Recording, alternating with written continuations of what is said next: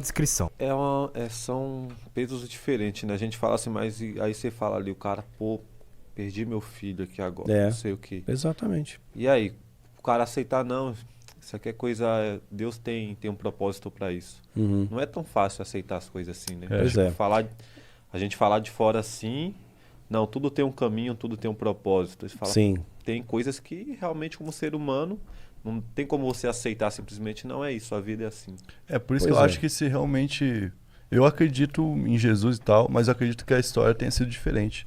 Por exemplo, uma mãe vendo o filho ser crucificado, aí alguém fala, é por Deus, não sei o quê. Eu acho que não ligaria Eu fico pra imaginando Deus. a agonia. Ela ali, ia né? ver, não ia ficar, Mas glória ela, a Deus. ao longo do crescimento dele, ela sabia que ele veio na Terra com uma missão. Ela sabia que aquele momento ia acontecer. Ele foi preparando ela, será? Com certeza. Com certeza ela estava preparada para o que ia acontecer. Né? Eu perdi um filho, né? Acho que vocês sabem, né? Não, não Não? sabia. Eu perdi um filho. Ele tinha 15 anos, 10 meses e 7 dias. Ele entrou numa depressão profunda, né? E durou muito rápido, durou 5 meses.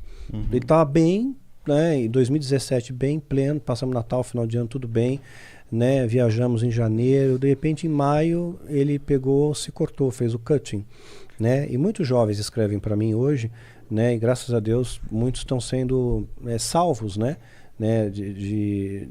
Desse laço de morte, né? Porque ele deixou um registro, ele deixou um diário. Então o diário dele, eu publiquei esse diário, né? Eu tenho o meu ponto de vista como pai e meu ponto de vista teológico, porque a igreja ela condena, tipo assim, se o suicida vai para o inferno. A igreja ainda joga peso, mas Deus é amor, Deus não acrescenta dor ao sofrimento.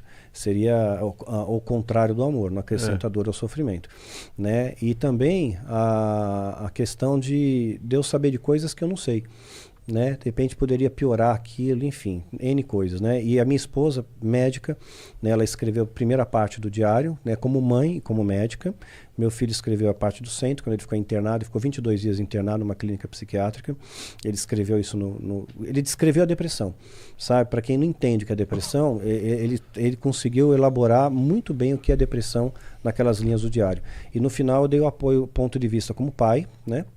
E também como líder religioso, né? Líder espiritual. Coloquei, né, que Deus não acrescenta essa dor ao sofrimento. Meu filho se suicidou, né? Ele saiu da clínica, ele saiu bem da clínica, né?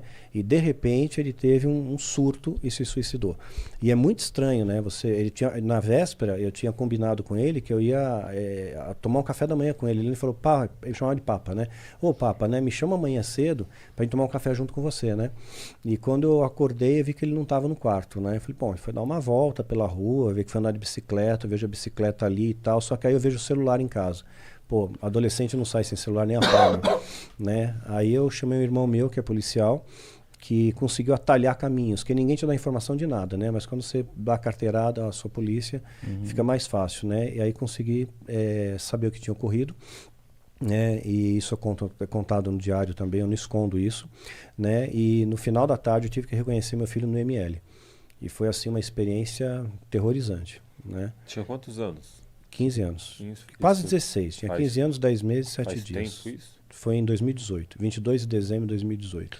Na época tu chegou a desconfiar que poderia ter algum envolvimento com o satanismo, algo do Não, tipo? não. Você entendeu a situação mesmo? Entendi a situação. Minha esposa tinha depressão. Então ele já herdou um patrimônio genético de depressão, né? E poderia acontecer ou não acontecer. Teve algum fator desencadeante, teve algum gatilho que ele entrou em depressão e teve traços borderline. Estava sendo tratado tudo, né? Mas, infelizmente, muitos jovens acabam optando pela morte em vez de lutar pela vida.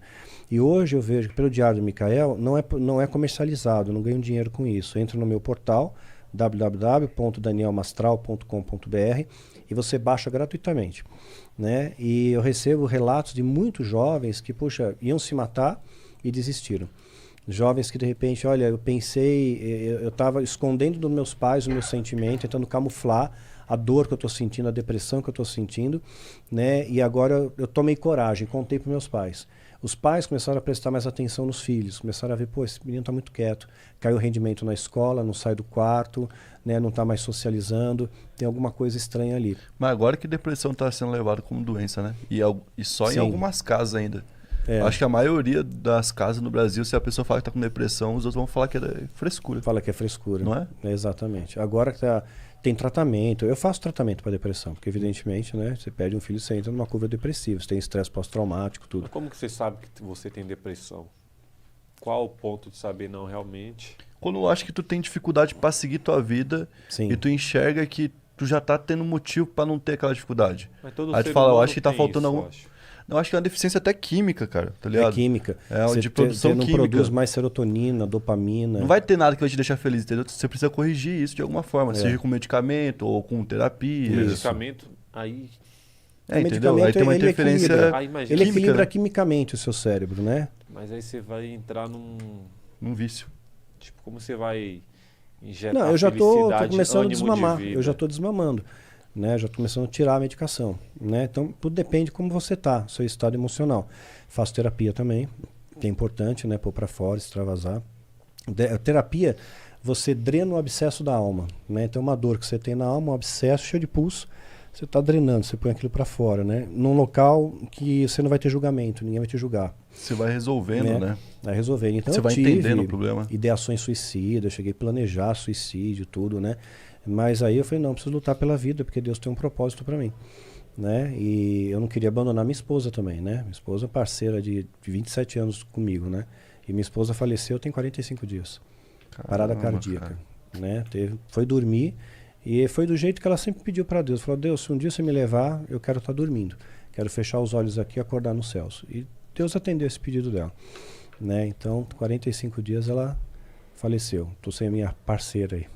Pô, É. Lamento aí, cara. Pois é. É Mas, complicado, né? mas eu não desisti de viver. Mas você Não tem desisti fé, de viver. né? Então, Tenho. não preciso é, viver. não Eu é tenho- uma despedida eterna, né? Não é eterno. Eu vou reencontrar eles. No tempo certo eu reencontro eles, né? E graças a Deus eu vejo que a minha fé, ela inspira outras pessoas também a superarem isso. Porque agora com a Covid, 500 mil de pessoas morreram no Brasil. Pais perderam filhos, filhos perderam pais, perderam avô, perderam amigos, primos. Quantas pessoas estão de luto, né? Então eu olho para esse cenário e falo, está todo mundo lutando, eu não posso deixar de lutar.